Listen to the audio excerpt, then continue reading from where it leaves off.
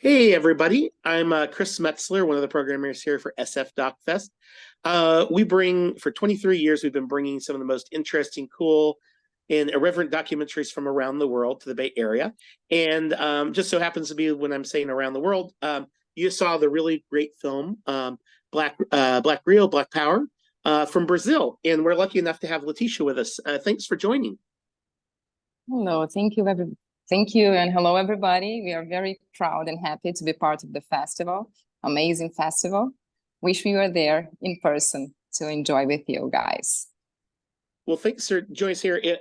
When we ran across the film and submissions, it was definitely one of the favorites, and it's just such an energetic film, but it also a neat way to kind of learn about a part of life that many of us on the team weren't familiar with. What was your familiarity with that scene before making the film, and what made you decide, like, hey, this was a film that needed to be made? Okay. Well, important to tell you guys that it's an issue that's even for Brazilians, a lot of people are not familiar with that.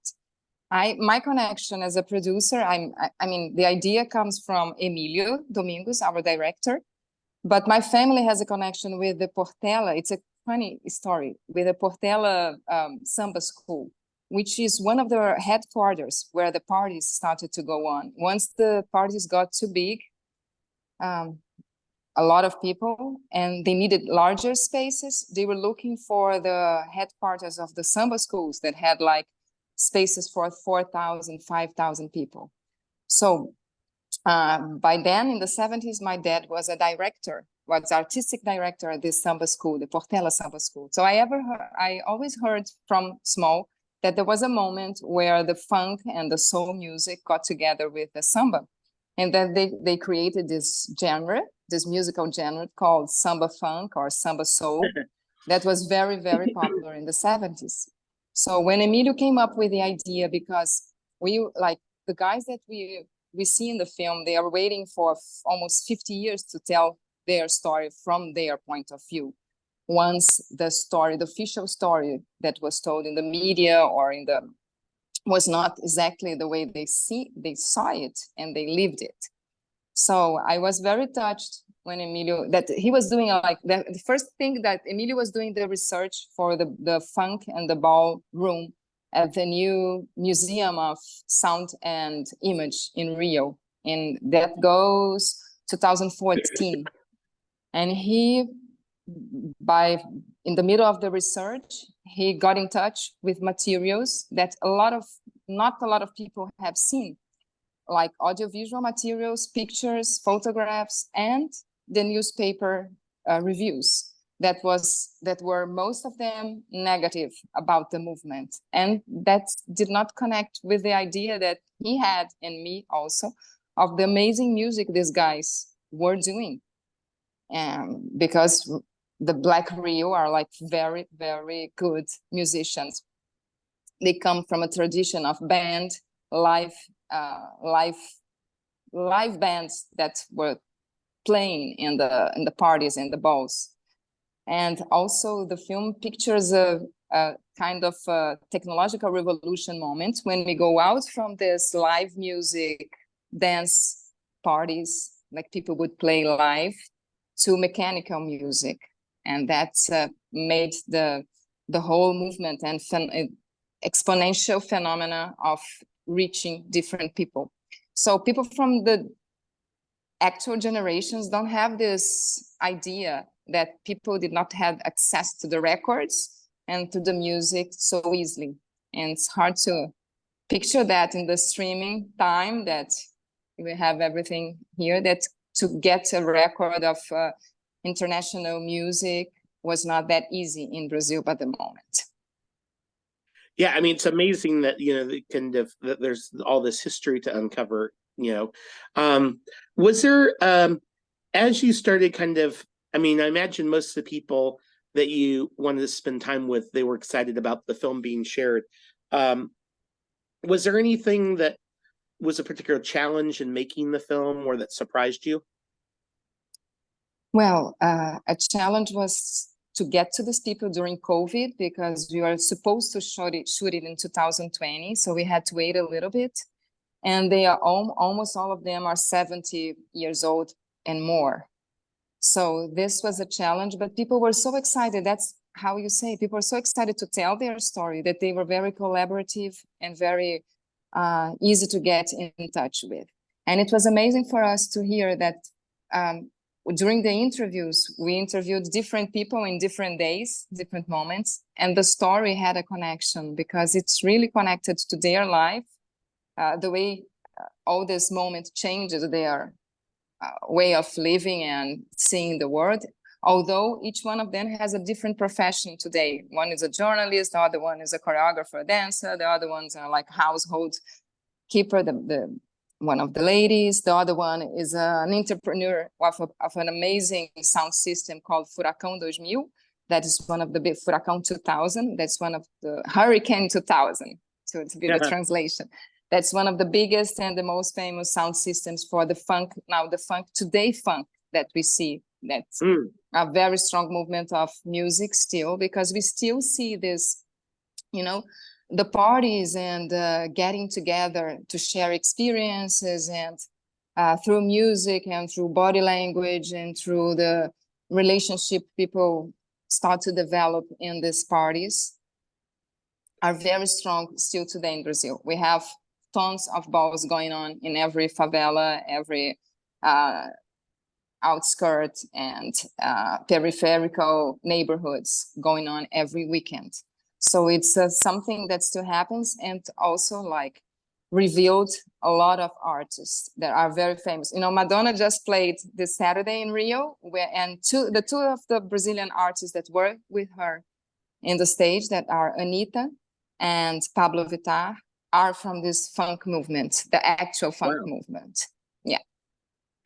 Very cool. And, you know, what's been the reaction as you've begun to screen the film in Brazil? You know, I'm just kind of curious how audiences respond, particularly young people. People are surprised. People, our generation, like in the 40s, 50s, says, where were these guys that we never heard them talking? They tell so well the story. They are so connected. They were reading everything that was going on in IT, in US, in other countries by the 70s. It was hard. I told you about the records, but it was hard to get books also, if they were not translated and edited and published in Rio. For example, in Brazil, I mean, a lot of books were not published here, were not translated and published. And things that people are reading now, like the younger generations, because at least in Brazil, we see, I mean, I think that's in the world after Black Lives Matters. There's there's a kind of rebirth of the Black movements and the fights for, there's more light, I think, on the not civil rights, because in Brazil, we didn't have the civil rights movement, because Black people always could vote here once vote was established. But it's a social, and how could I say? It's a social movement of trying to fight racism, because of course it's still present, and fighting for equality or against inequality in all fields, work, studies, academic.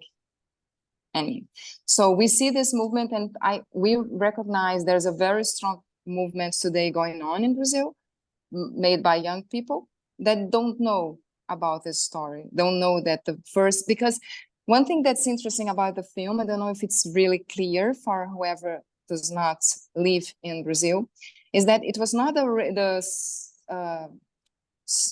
racial justice movement per se political. It was a movement, as we say, from Black people. It was not the Black movement.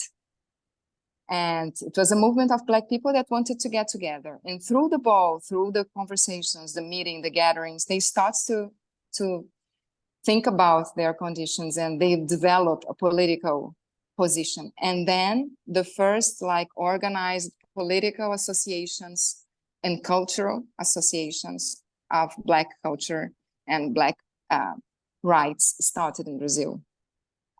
more or less 75, 76. You see, there's a little card from Carlos Alberto Medeiros, one of the guys, when he recalls about his hair. You see, you have the proof. This little card, ID card, is from an organization. So this was the first organization of Black culture. Yeah, the EPCN. Oh, wow. Yeah. So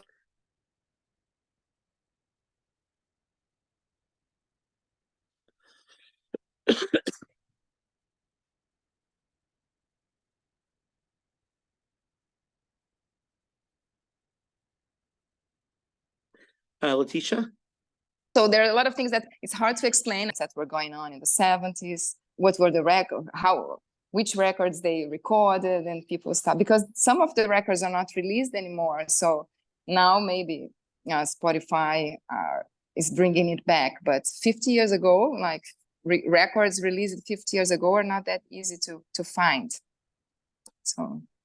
Yeah, it's amazing. I think we take it for granted sometimes. That's what's so neat about films, is that you can kind of pull things from the archive and weave them into a story for kind of rediscovery. But I thought it was a really great film, just in the sense of like, how arts and creativity kind of give birth to different kind of political movements, and are such a genesis in that way.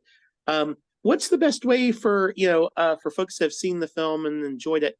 What are ways to kind of continue to follow along about the film and kind of future screenings and, even maybe a soundtrack or whatever?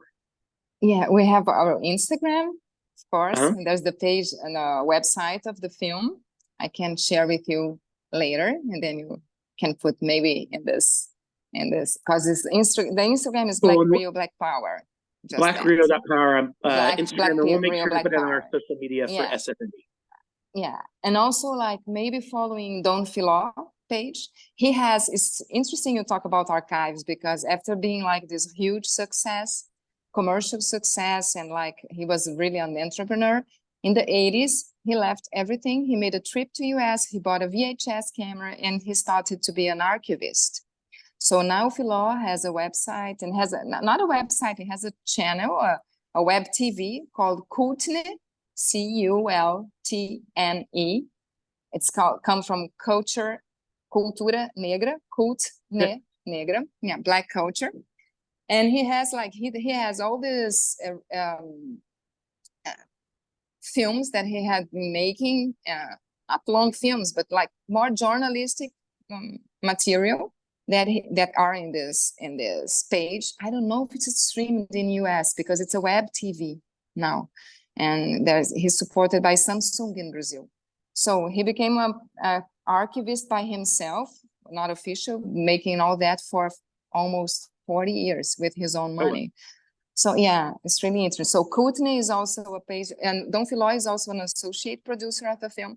So we are gonna probably stream once the film there. And I mean, we did not release the film commercially. We are just doing festivals at the moment. We are planning to do that in the second semester. And we are very happy to show the film in different countries.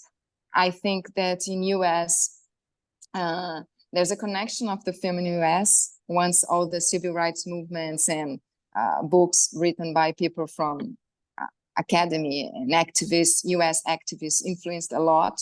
But also there's a connection to other countries in Latin America that had, because what we share in common is this heritage of slavery, that we still have to fight that, the inheritance of the colonialism, at least in South America countries, this is very strong, Caribbean and South American, and different things, different expressions happened more or less at the same time, So there are world movements that happen around.